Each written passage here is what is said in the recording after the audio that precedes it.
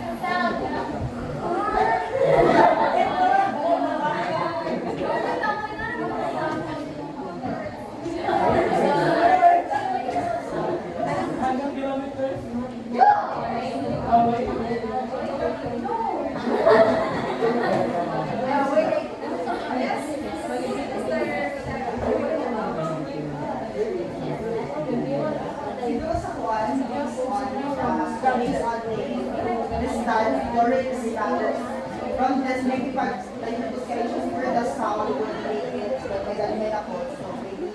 For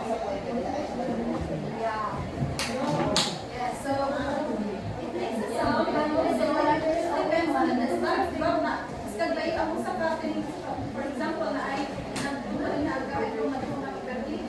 So, yes. Okay, now, let's proceed to our ready to explore. Yes! After energetic. We're ready to explore our ability or our station of network.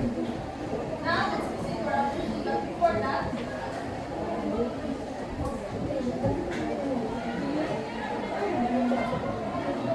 that, allow me to read to you our procedure by station. So in the station 1, which is without the capital roles, the procedure is each group will perform the capital roles at their end. And in the second, we are going to prepare and observe the three types of big capital roles using the different states that are on the type. And then once we are to give it to each group, please let them know that the message will start from the first big capital role and continue until the last tab. And then once done, the group can proceed to the next station. So the second station we call it as a dancing salt experiment. So the instruction, we are going to stitch the plastic tag over the bowl and secure it with a rubber band or make it flat. So it's already secured na ang pan of the bowl. And then we're going to place the bowl on top of the speaker and just sprinkle a little salt in the plastic, which is ang kagong salt na mga. And then the second is you're going to play the music or a high-frequency tone in your phone. Then you are going to observe what will happen. So in the next station or the third station, which is the measuring loudness with tape. So the direction you're going to adjust the frequency of phone of 8 to 500 hertz. And then you're going to place the two phones 3 inches apart. So you take those out 3 inches apart from each other. And then you're going to see the following illustration. So now, you can proceed to your station. So, this will be the station 1, station 2, station 3. Station 1, group 1, station 2, group 1, station 3. Station 3 is to the point.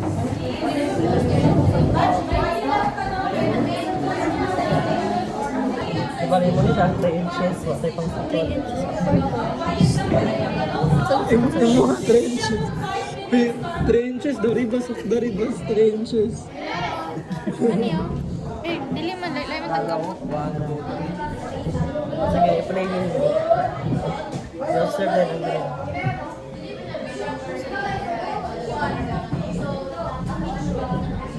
Ilang? 70. Sige niya.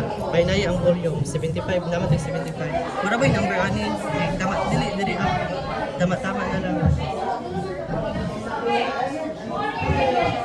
Sa cold to. Saba dito siya. 70 na per. Saba, lagi mo ganang kuhan mi diri ah. 75 Sa gawas na lang mo paginganak para madungog na mo diri. Di ba kaya di pa mo ba diri? Scan.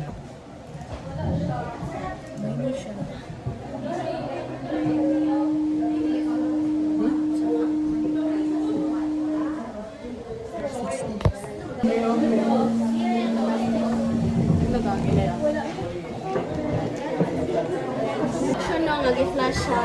Pero naga po instruction na guide question. So, all you have to do is mag-generate mo og tone of your choices para makita ninyo or ma-obserbahan ninyo na guide question. Matagaan mo, Cartolina. Na. Okay na siya. Start. Play the music. Dapat pataas ang frequency. Diri mo mag-adjust sa hertz. Ano? Tama sa likod. Sagay man.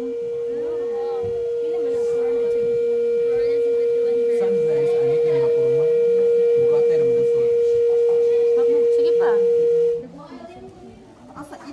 Asa pero kasukuan ba?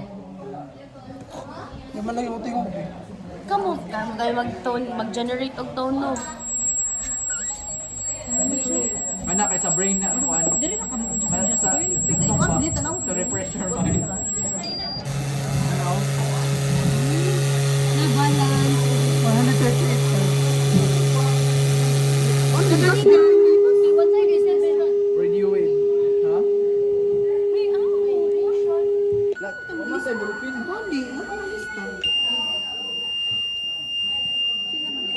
taas makawala yung kuan. 212.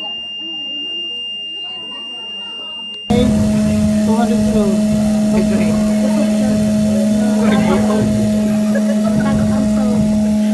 Dilawan na yun. Station 2. Pero pag mas taas ang sound, o higher frequency, kay no movement of the sound.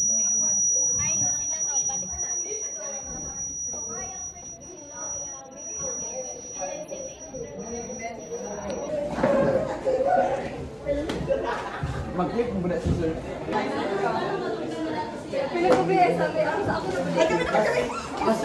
Dali! Video!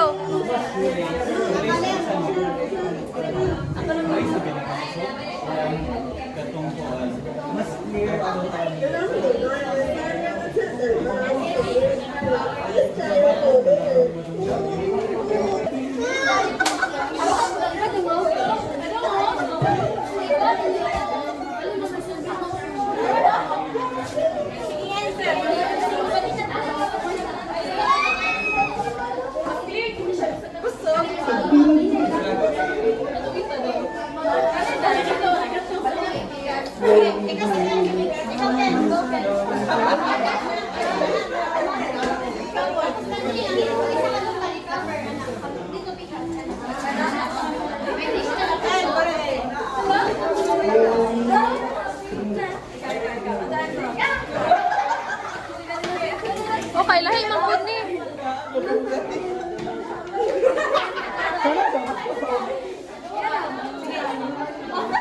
Duha mo lag.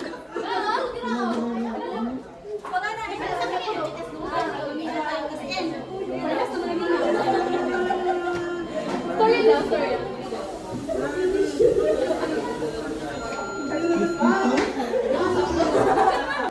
Chinese tayo, Chinese. Sige, Pinizer.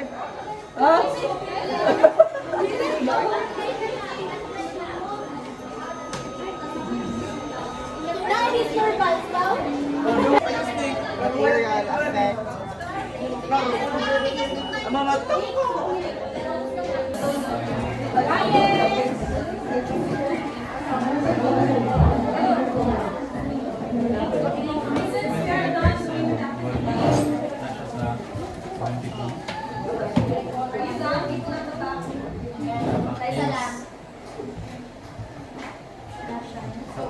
Well, we need to give the floor, the discussion or the proper discussion. Mr. Dong.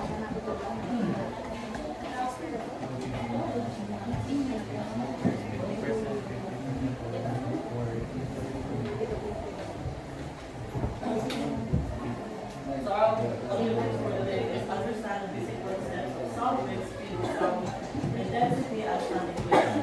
Perform simple experiments to show how sound travel through materials with appreciated sound technologies and real-world sound effects on the objects and people.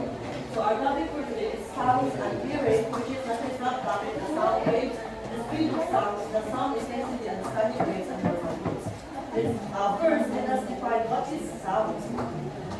So sound is something with our sense of hearing and therefore the psychology of our ears and psychology of our brain which interprets the sensation that reach our ears. Or sound refers to the physical sensation that stimulates our ears called longitudinal waves. Kapag naman noon sa longitudinal waves, diba? It is a parallel move or back and forth and it has move. So sound has distinguished the three aspects, which is first is there must be a source for a sound. As with any wave, the source of a sound wave called vibrations. The second is the energy transfer from the source in the form of longitudinal sound waves. The third is sounds emitted by our ears or by a microphone. So first is sound wave. Sound wave is a pattern of disturbance caused by movement of energy traveling through a medium such as air, water, or any other liquid or solid matter and is moving away from the source of the sound. So katong sa motivation gaya namin, kung malaman ay maluog na kanang sounds, if kayo ang kanang living things, so kanang dagay mo na ako na wala, namin mo na kay kung ang sounds, diba, matunggal na to siya, kung napoy nakadulog sa atong kanang sa ear.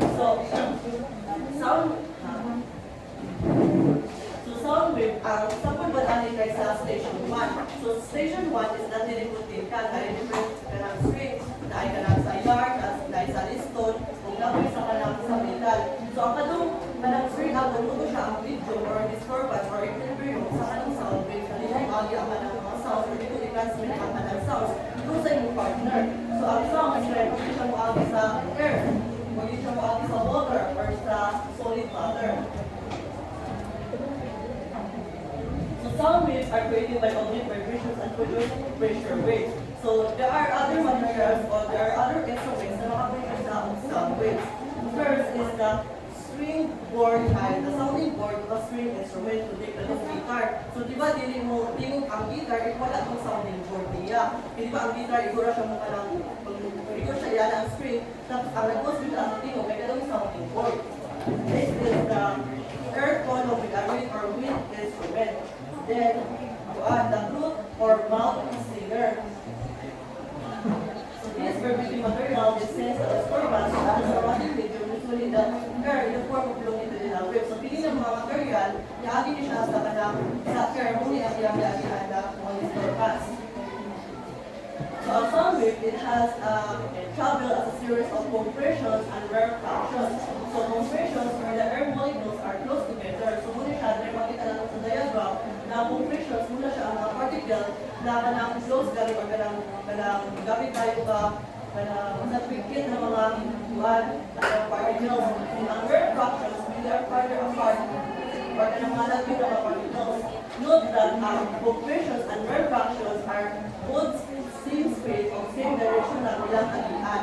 Just like, for example, sa station 2, ang matong buwan, speaker ka, di ba? Kita nyo dito, if blue ang iyang frequency or blue iyang hertz, kay mas kanang kusog mo dyan ang soul. Ito siya ang kanong mga refractions, wala kayo nag-ikit ang kanong mga particles. Tapos if high ang iyang frequency, ito siya ang kanang compression na ikit ang iyong mga particles, pero dili kayo siya move ay kanang mas makita niyo ang pattern dito sa soul.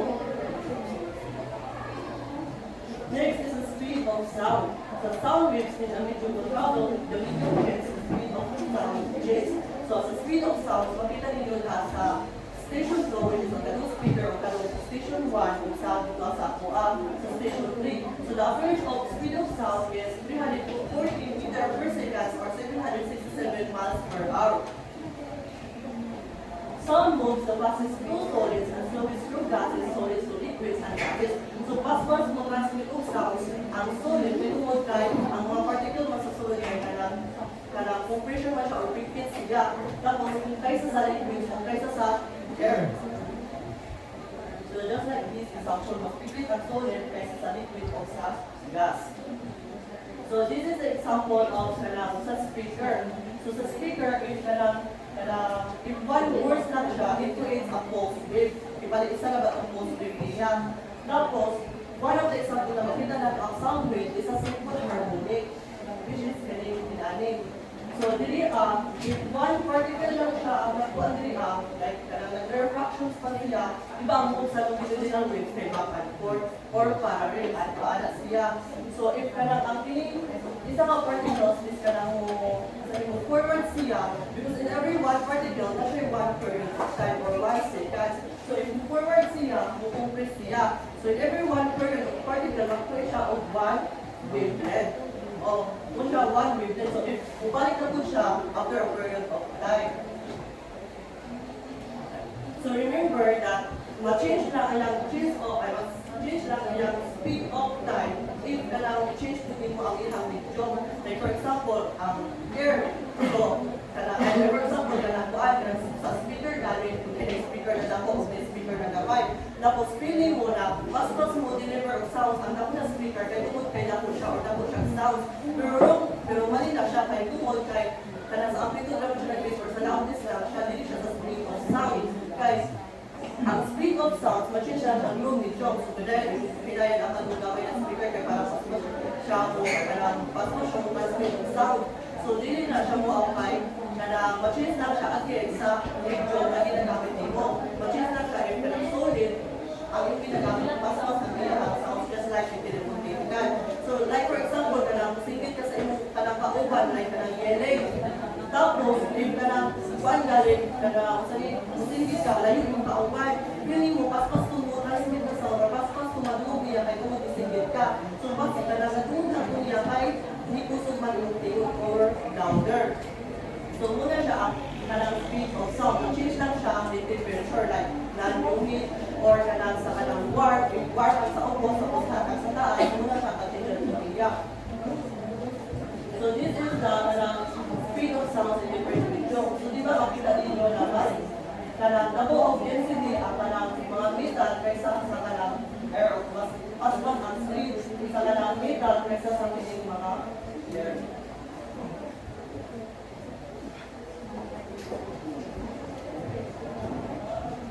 So always remember na ang kanang frequency is kanang corresponding na siya sa pitch. Tapos ang amplitude kanang corresponding na siya sa kanang loudness. So, how microphone ang loudspeaker work? Ang microphone is a type of transistor. It converts the energy in the sound wave into an electrical signal. A loudspeaker is another type of transistor. It converts the electrical signal into sound wave. Like for example, ang microphone muna siya ang kanang, if sa tao pa lang na siya, muna siya ang kanang dunggan gani.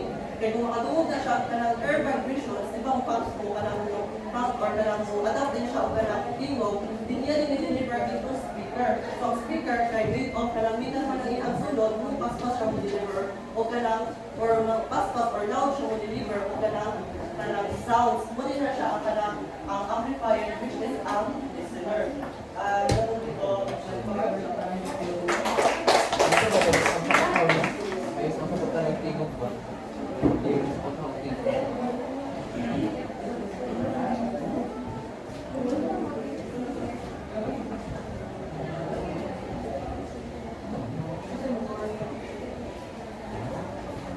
Good morning, everyone. Once again, I'm Shelagay Agenda. Yeah, today I'm going to discuss about the reduction of sound. So, there are types of reduction of sound. First is the echo. Echo is the repetition of sound caused by sound waves reflections of waves and returning to the listener. So, ang kaning echo lang ay hindi naman siya normal na lang ang may experience na ito siya when we are in the place na surface sa atong tino ba kayo ang ito siya o ganda ba siya. And then second is reverberation. It is the persistence of sound after the source has stopped caused by the sound waves reflecting off the surface in a closed space. Ang reverberation is partner din sila sa echo. Ang reverberation is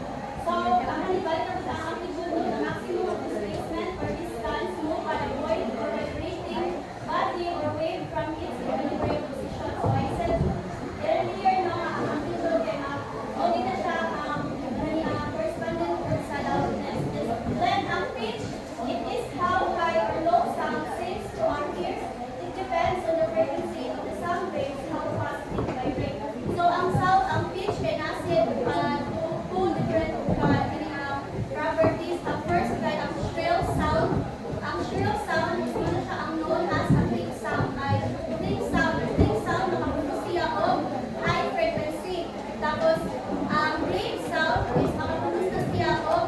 Kani low frequency was 90 example sa lalaki, tingog sa lalaki. Tingog sa lalaki, tingog sa kani sa frog, na tapos ang katong sa shrill sound, so example ito kay tingog sa babae or tingog sa babae o kana.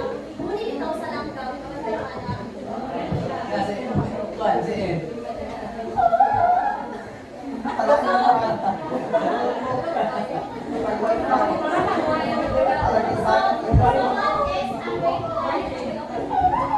So, a wavelength is the distance that one wave travels in repeat. So a wavelength no is known siya measurement or measurement siya. So, unsa ka taas ang iyang travel, ay unsa ka taas ang mag-travel sa sound mo ng wavelength. And then, a frequency, it is the number of sound waves per second measured by frequency. Pwede na kayo mag-figure at i-distance. Yan Miss Math, si Miss and that's it for my part, and I will bring the floor to Miss Comis now. So, good morning everyone. So, my topic is all about the loudness and decibel scale. So, the intensity of a sound is measured by the sound level meter. Level meter on a scale called the decibel frequency scale. A sound with high intensity will sound louder. So, there are three factors to know the loudness or kung gusto pa ang isa pa sound, which is the ADM or the area of vibrating object, distance from source, and volume. So, area of vibrating object is the larger vibrating objects move more air particles, creating a stronger vibration that for example, imagine a nagtap loob from pencil sa table. So imagine, ang naman ang mas gusto of vibration. Diba sa graphics, the area of vibrating objects state that mas gusto of vibration ang mga larger objects. So, the next one is the distance from source.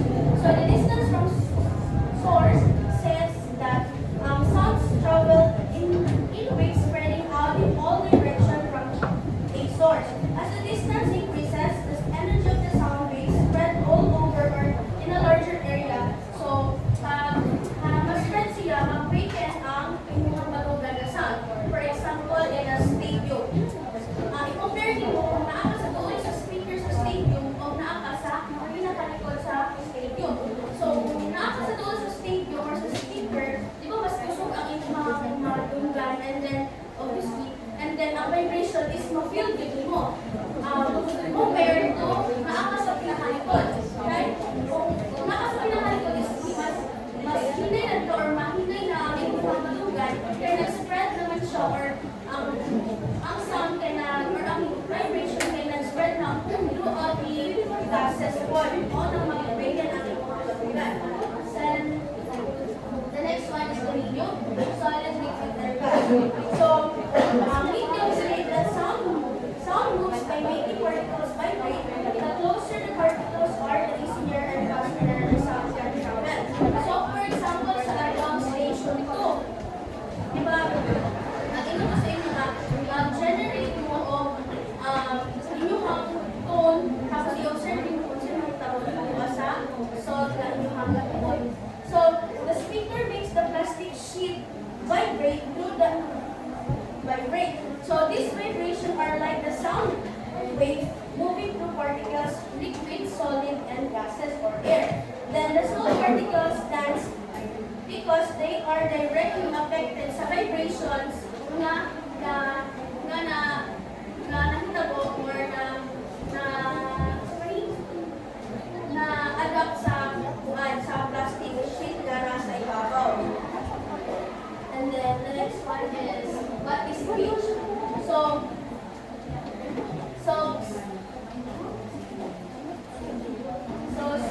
pitch is how low and how high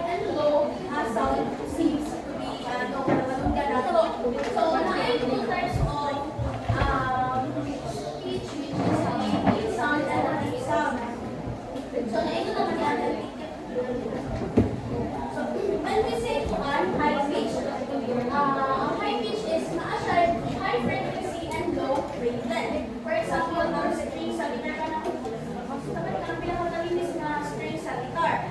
So, dili is naa siya high frequency ka ng taas bitaw siya o tingo or high frequency siya. Then, naa siya low wavelength. So, naa siya low wavelength. So, naa siya quick na vibration, which is katong ma-observe ko ninyo dito sa station 2. Kung isa ninyo siya of high frequency, naa siya low wavelength, which mag-result siya of quick na vibration. Mo kung wala ba yung mga sa salt, yung put. So, when we say thick sound or low sound,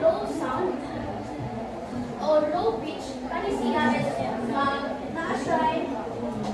naa siya low frequency and large wavelength. So, sa atong station 2 na di ba nag-set ko mo of low frequency dito sa hertz para lumapit.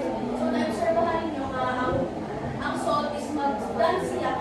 Ang low wave and large wavelength is mag-produce pa siya of stronger vibrations. So, next one is the relationship between pitch and frequency. So, as we can see, the tighter curves na ma-produce or the tighter curves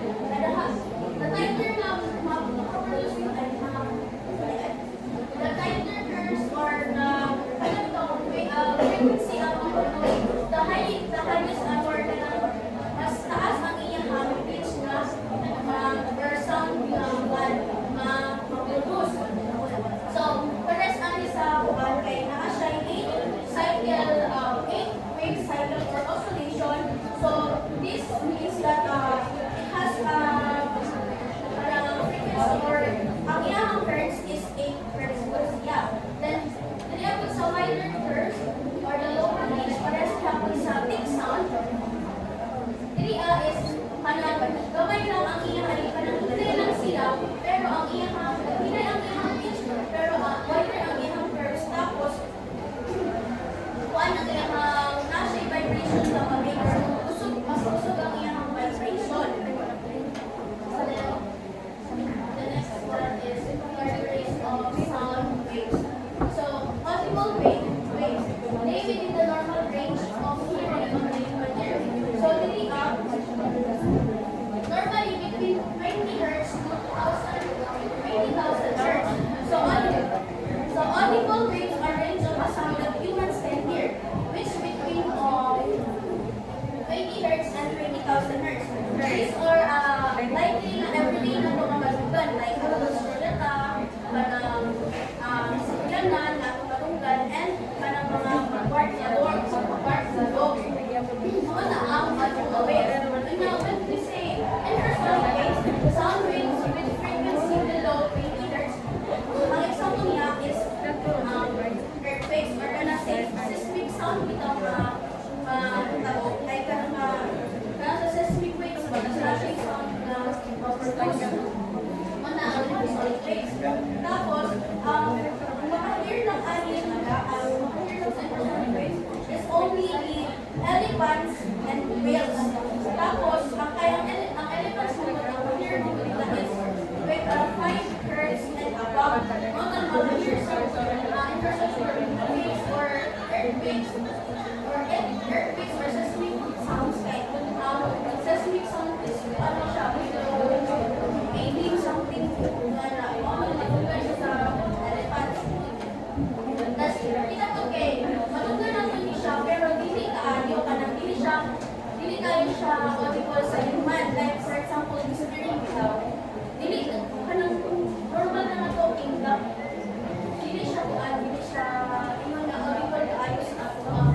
Tapos when we say infrasonic wave naman, frequency above 20,000 Hz. Example ani is dog whistles are example. So kanipod kay kuan siya. Audible siya sa human pero samit na sa dalugan kay ano naman siya, high frequency or high pitch na kayo siya. For example, ang mga whistle, tapos yan ang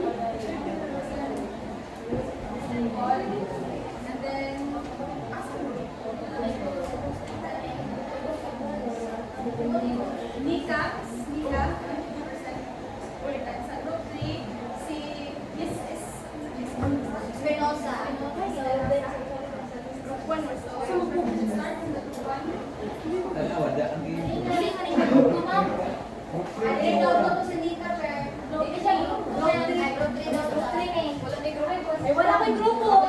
Ako, Marlene. Ayan ako sa mo tayo. Ito na lang daw ka. Good morning everyone, my name is John Moletuan and I am here to present the observation of the group 1. So, in the first station, the question is how does the type of screen affect the clarity of the sound and how far sound travel and thin?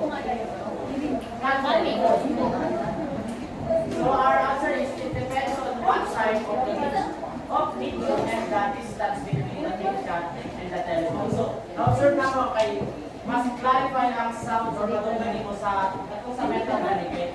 Yung ganyan, di ba? Mag-consolid daw ang video is mas ano ang mga niya ang vibration. Yes.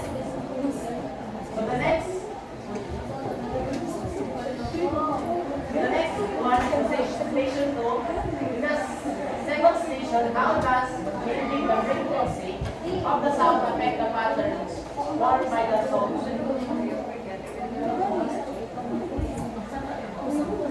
Station 2. In the station 2, is there a difference in sound produced by the first trial, same frequency, and second trial with slightly different frequency? And how can you describe their differences in terms of sound produced? So we observe na pag 100% volume, ang intensity niya is 70%. While pag 75% ang volume, ang intensity niya is 60%. For the 50%, ang intensity niya is for only 40%. So the next station is the station 3. How does changing frequency of the sound affect the patterns formed by the song on the plastics? The lower the frequency of the sound, the higher the movement it is inversely proportional. So, pag lower frequency na i-adjust na mo, mas tuloy ang suot sa ibabaw sa plastic. Pero pag ang high na siya, wala na ikaayaw movement. So, that's all.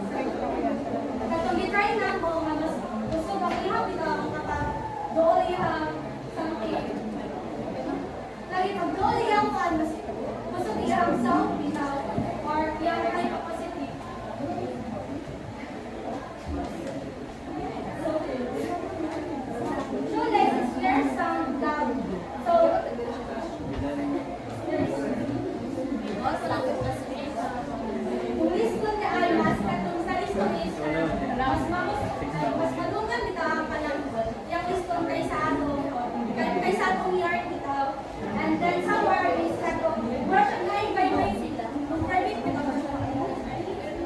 the station is especially how does the type of music affect the color sound and how fun how does changing frequency the sound affect the pattern formed by the sound on the station? So this is the absurd number is kapag kaya capacity or hyperfrequency rather is kada mas hindi na ang sound kapag hindi frequency is bagay so muna siya more movement or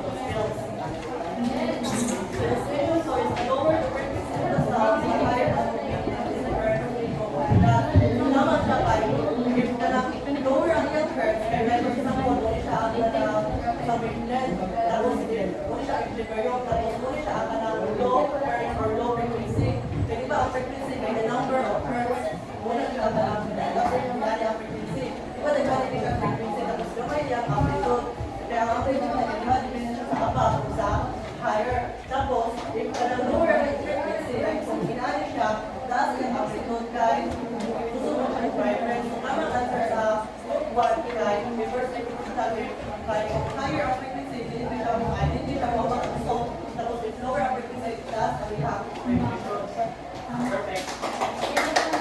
Tapos, sa schedule ay sabi, road flow is one, pinag-explain siya sa yard, kaya hindi siya matulog ng sound, tapos ang schedule is regular sound. So I will just clarify this. Kasi, anong matter mo siya, ang schedule is ito, kaya sa iyang distance, sa iyang show, kaya sa iyang show is kaya, gawin natin talaga ang kanang plan. Gawin natin ang distance, pero ang pinaka-clear sound or loud sound ay ganito sa milan.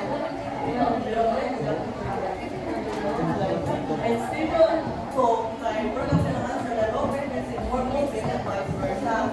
In station rate, as same or topic siya, the higher it will go because of higher skills.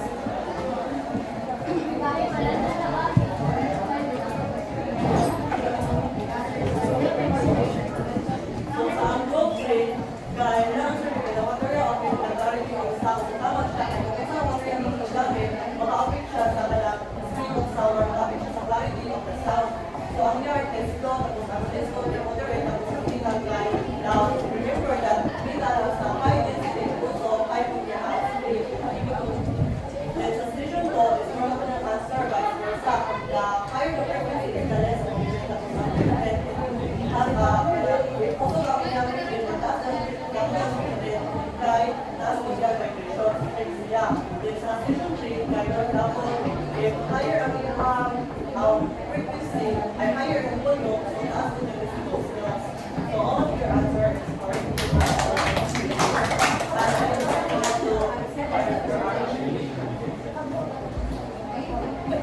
So now, to know if you've learned something about our discussion today, I want you to apply that for our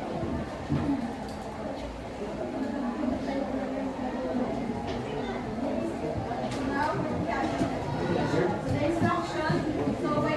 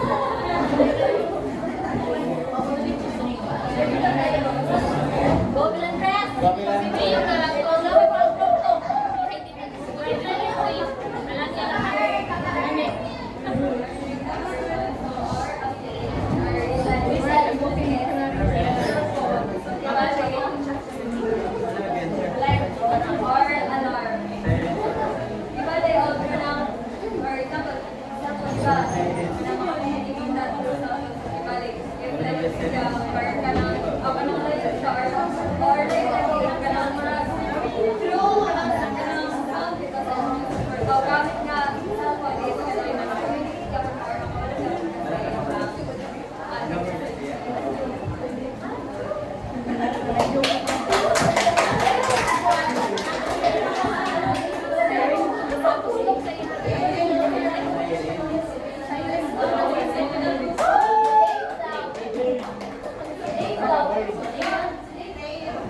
Dave, Joe! Sige, wala, sige.